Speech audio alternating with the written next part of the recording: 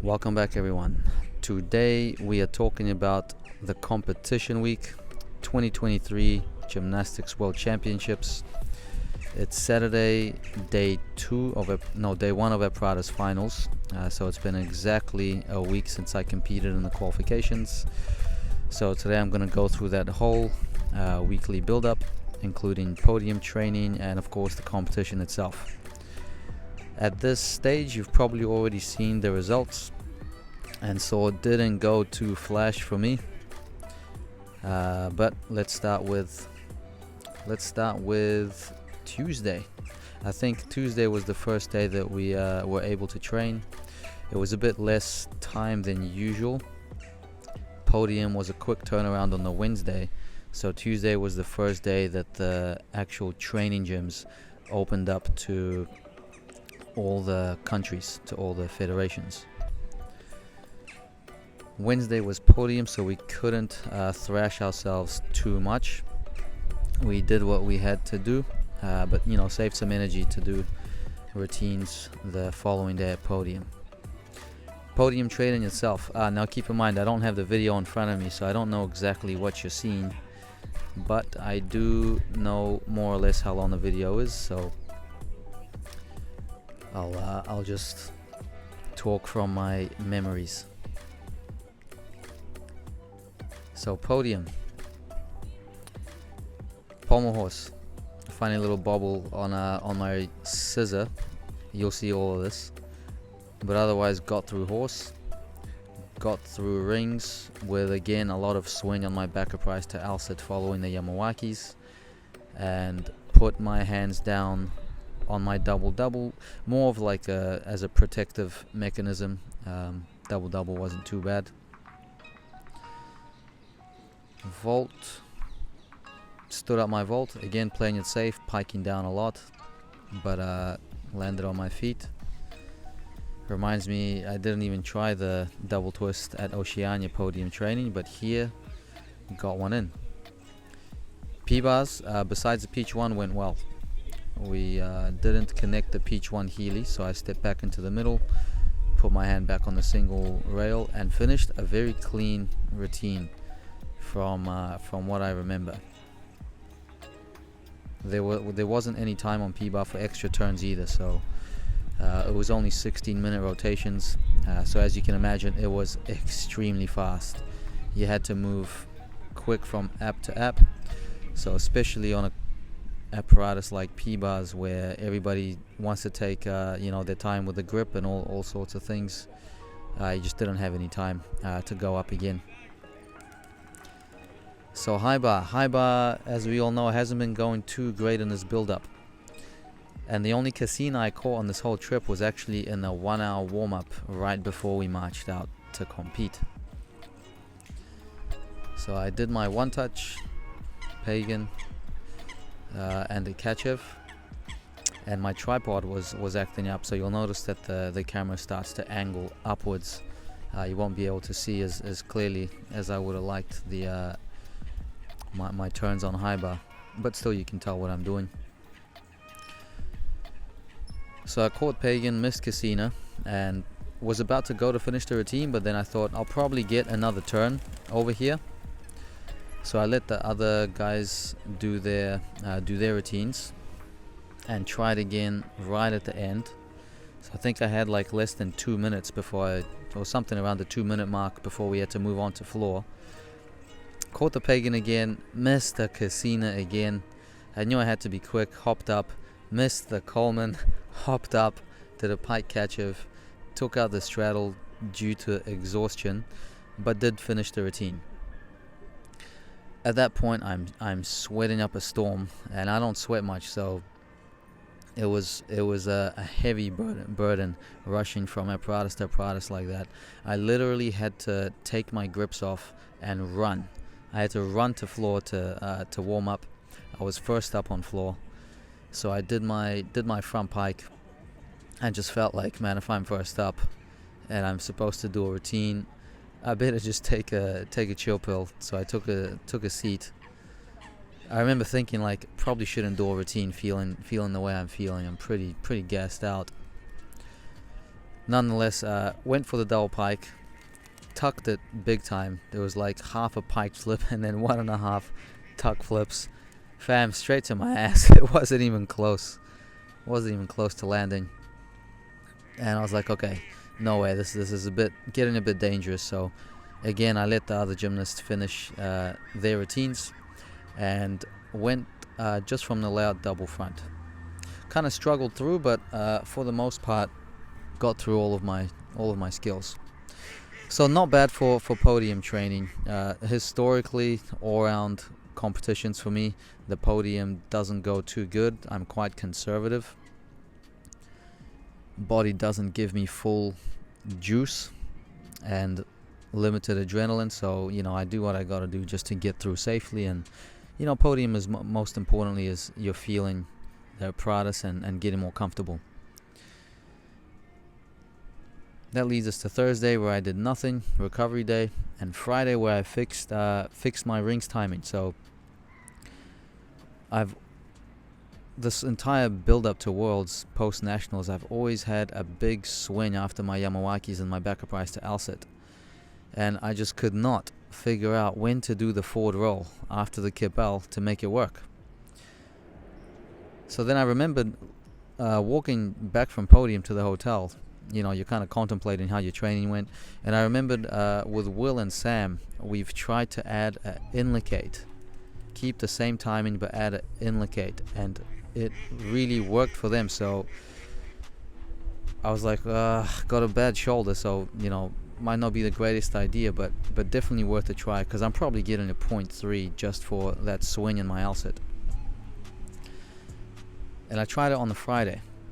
And as painful as it was, on the second try, it worked. I didn't have pretty much any swing at all in my back price to Alset, and I knew it was going to be risky to put it in, but I felt I'll take that risk. It's only rings. What can go wrong, right? But long story short, it worked out. I got a really good swing timing on rings in the competition. I almost fell on my dismount. My knees might have even brushed the floor as I did a big step forward and almost fell. And fam, still managed a 13, which I saw the 13 after the competition. I don't like to look at the scores during the competition. And I was stoked because I thought that dismount was going to get slammed.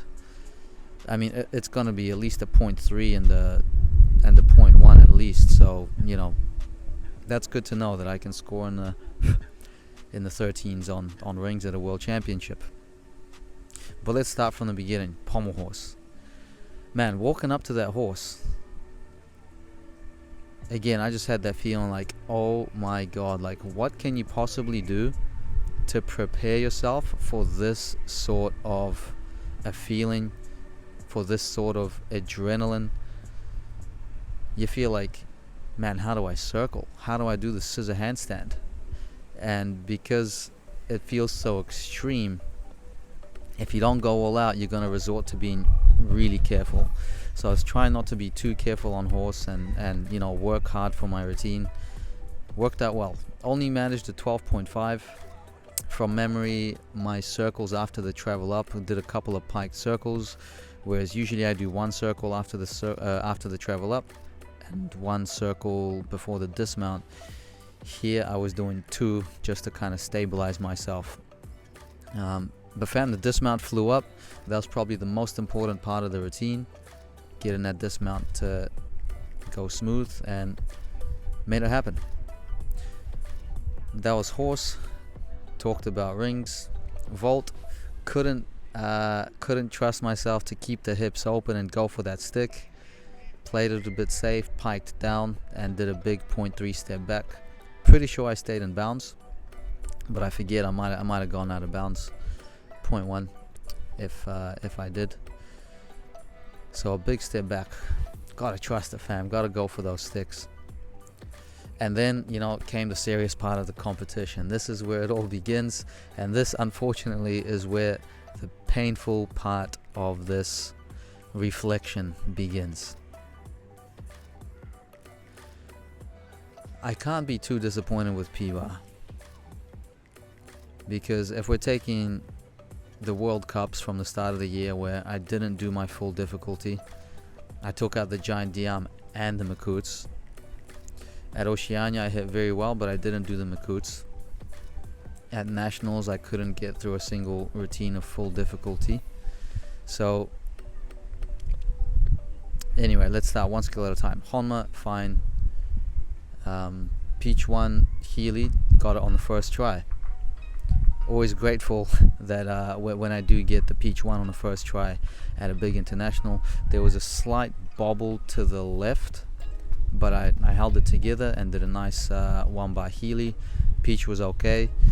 Finally, a decent giant Diami at a big international. Probably just a 1, maybe a 1 and a 1 for the legs. I'll let you guys be the judge of that, but finished pretty much in handstand and was stoked. Now here's where the game began. So I did the giant after the giant Diami, and then I started thinking random stuff. Something deep inside said, don't do the Makutes. Do a Stutz. Just do a Stutz. Finish clean.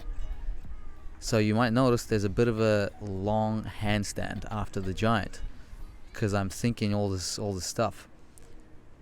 So I'm like, no way, this is the world championship. I can't, this is where you go full out. Got to do everything. Mustered up, puckered up, convinced myself to do the Makutes, and went for it. Got close to falling over after the 3/4 Diam, so you'll notice I held the handstand. It was borderline not paid, but I was lucky to get it counted. And then on the Healy, I think I didn't push down enough when I caught, and my shoulders moved forward too much. So I'm swinging up, I can tell I'm going over. You have that oh shit moment.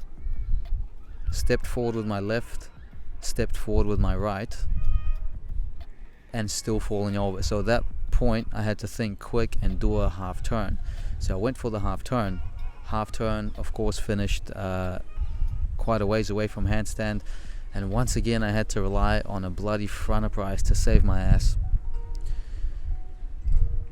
Would have taken a low front uprise deduction, and in retrospect, Gareth thinks 0.8 on that whole mistake from the Makutes. So pretty big deduction to take. So obviously at that point I'm a bit shaken up after that whole Makutes situation. Had another big thought, do I do the Stutz now? Decided no, get off clean, to the Healy. Healy was good. Double pike, probably just a 0.1 foot shuffle. So managed to salvage somewhat of a decent routine for a 13.9. Turns out you only needed a 14.3 to make it directly to Paris on P-Bus. Very surprisingly low, but nobody could have predicted that leading up to the competition. Everybody's of course going to be going for full difficulty and shooting for finals. So anyway, still at this stage I'm like, if I do a perfect high bar and floor, it could still be possible to maybe make it all-round final. Could still be possible to make it to Paris through the all-round. And this is where I got a bit tired and again started thinking funny business. I was second up on high bar, and I was thinking during waiting for my turn to take stuff out, but I didn't know what to take out. Do I take out Casina? Do I take out Coleman? Do I take out both? And then again, this is the World Championships. Like, why are you trying to change your routine now? And I'll tell you honestly, I'll reveal it right here. When I was walking up to the bar and jumping to catch it to start my routine, I still did not know what routine I was doing. So shame on me. Shame on me for being so indecisive. But again, I was pretty tired at this point. Adrenals were high. So I still started with a pagan. When I was in the air reaching for the bar, I thought I was too far away. Only thing I was thinking was commit to those legs together. And looked at the video, the legs were not together, so that was annoying. And honestly, I had lost focus because the pagan was definitely catchable. At the least, I could have just done my crazy little one arm giant and stayed on the bar, and probably would have just gone from the catch-ups after that. But I think the pagan was catchable. I definitely had a lapse of focus.